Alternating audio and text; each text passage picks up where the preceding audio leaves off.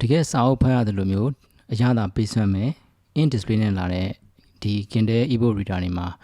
မြန်မာစာအုပ်တွေအပါအဝင်တခြားအင်္ဂလိပ်စာအုပ်တွေနဲ့ comic စာအုပ်တွေကိုဘယ်လိုထည့်လို့ရမလဲဆိုတဲ့အကြောင်းအရာလေးကိုမျှဝေသွားကြပါမယ် Kindle တွေမှာ color နဲ့ဖတ်လို့ရတဲ့အခုလို Kindle Color Soft Kindle Paperwhite 3နဲ့ Kindle Paperwhite 4တွေကိုအသုံးပြုပြီးတော့မှအခုစာအုပ်ထည့်တဲ့အကြောင်းအရာလေးကိုပြောပြသွားကြပါမယ် Kindle ebook reader ရဲ့အားသာချက်ကတော့စာအုပ်တွေကိုတကယ်စာရွက်ကလေးပေါ်မှာဖတ်ရတယ်လို့မျိုးအရသာပေးစွမ်းပါတယ်ပြီးတော့သူ့ရဲ့ Kindle ebook store ကဘာမှာအကြီးဆုံးဖြစ်တဲ့အတွက်ဒီ store ပေါ်ကနေပြီးတော့မှ subscription နဲ့ဝယ်မယ်ဆိုရင်လည်း ebook တွေကို access လုပ်လို့ရမှာဖြစ်ပါတယ်အဲဒီလိုမျိုးမှပတ်စံမကုန်ချင်ဘူးဆိုတဲ့လူတွေတော့ကတော့ကျွန်တော်အခုဒီနည်းနဲ့ကွန်ပျူတာမှာချိန်ပြီးတော့မှစာအုပ်တွေကိုကွန်ပျူတာနဲ့ down ထားတဲ့စာအုပ်တွေကိုထည့်တဲ့နည်းပဲဖြစ်ပါတယ် Kindle ebook reader တခုကစာအုပ်ပေါင်းထောင်နဲ့ချီပြီးစန့်လာဖြစ်တဲ့အတွက်တနေရာနဲ့နေရာသယ်မယ်ဆိုရင်စာအုပ်တွေအများကြီးသယ်တရားမလို့ဘဲနဲ့ဒီ Kindle တခုတည်းနဲ့ပြီးသွားမှာဖြစ်ပါတယ်နောက်တစ်ခုကတော့စာအုပ်ဖိုးတွေတက်တာမှာဖြစ်ပါတယ်Kindle လေးကိုစာအုပ်တွေထည့်မယ်ဆိုရင် PDF file အပါအဝင်အခု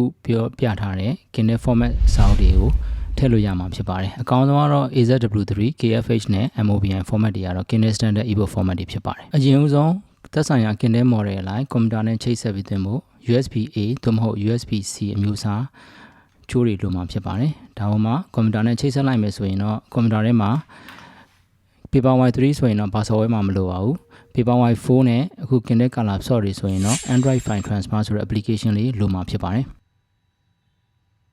ဒီလိုပေါ်လာတဲ့ Kindle ရဲ့ file စနစ်တွေထဲမှာ document ဆိုတဲ့ folder တွေကိုဖတ်ချင်တဲ့ ebook တွေကိုအခုလိုပဲဆွဲထည့်ပေးရမှာဖြစ်ပါတယ်ဒုတိယနေရာတော့ Kindle ကိုယ်တိုင်ထုတ်ထားတဲ့ Send to Kindle ဆိုတဲ့ application ကိုအသုံးပြုပြီးတော့မှ ebook တွေကိုထည့်တာဖြစ်ပါတယ်ဒီနေ့ကတော့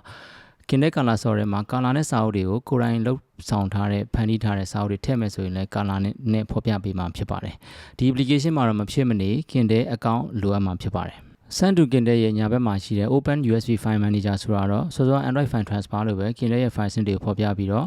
Kindle ebook တွေကို manually ထည့်လို့ရမယ့်နေရာလေးပဲဖြစ်ပါတယ်နောက်ဆုံးနည်းကတော့ Kindle user တွေကြားထဲမှာအသုံးအများဆုံးဖြစ်တဲ့ Calibre ဆိုတဲ့ software ကိုအသုံးပြုပြီးတော့မှထည့်သွင်းတာဖြစ်ပါတယ်ဒီ Calibre ကစာအုပ်ထည့်သွင်းရုံနဲ့မဟုတ်ဘဲနဲ့ ebook တွေကိုလည်းအမျိုးအစားတွေကို export လုပ်တဲ့ format တွေကိုပြောင်းတဲ့ ebook converter အဖြစ်လည်းအသုံးပြုလို့ရတဲ့ software ဖြစ်ပါတယ် Kindle ကိုချိန်လိုက်ပြီးဆိုတာနဲ့ Calibre မှာ Send to Kindle ဆိုတဲ့ icon လေးကိုနှိပ်ပြီးတော့ကိုပို့ချင်တဲ့စာအုပ်ကိုပို့ထည့်လိုက်ရုံပဲဖြစ်ပါတယ်